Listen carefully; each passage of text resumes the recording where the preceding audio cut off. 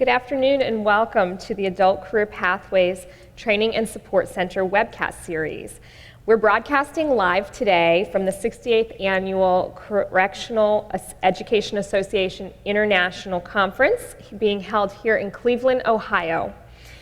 Attending the conference are approximately 350 practitioners who work in correctional ed, and we have 200 individuals participating online this afternoon. In the room, we're joined by several of the conference participants. I'd like to thank the Correctional Education Association for providing us the opportunity to host this webcast series here at the meeting this afternoon. I'd also like to thank the U.S. Department of Education, Office of Vocational and Adult Education for their sponsorship of this webcast series. I'm Laura Lanier. I'm the Division Director and Project Director, Division Director for Kratos Learning and Project Director for the Designing Instruction for Career Pathways project, which is a U.S. Department of Education funded project. We have been conducting a series of webcasts across the country at national meetings where we're focused on core components of building a career pathways system. This afternoon's webcast, we are going to focus on what career pathways look like in a correctional education setting. And we will engage in conversations with our panelists on the core components of career pathways programming and services. During the second half of the webcast, we'll have an opportunity to ask questions, or you'll have an opportunity to ask questions of our panelists. For those of you in the live audience, there are cards placed on your table. Feel free to write your questions on those cards and pass them in. And for those of you participating online, you may submit your questions via Twitter #CreateCareerPathways. We'll be taking those questions and fielding them to our panelists as we are underway this afternoon.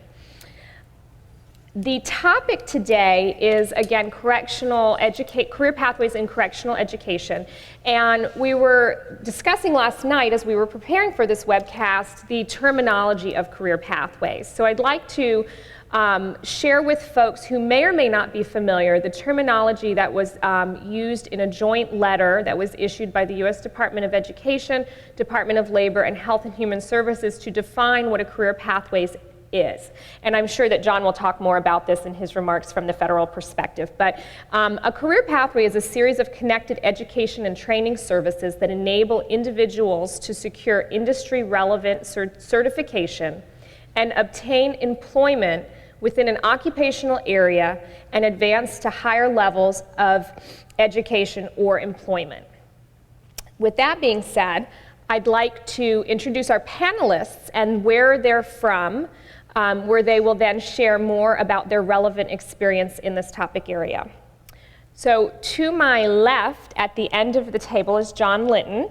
John is the director of the Office of Correctional Education at the U.S. Department of Education's Office of Vocational and Adult Education, where he's served in federal service since 2001. He provides leadership to education's work involving educational services in the corrections populations and is a representative to a work group supporting the cabinet-level Federal Reentry Council.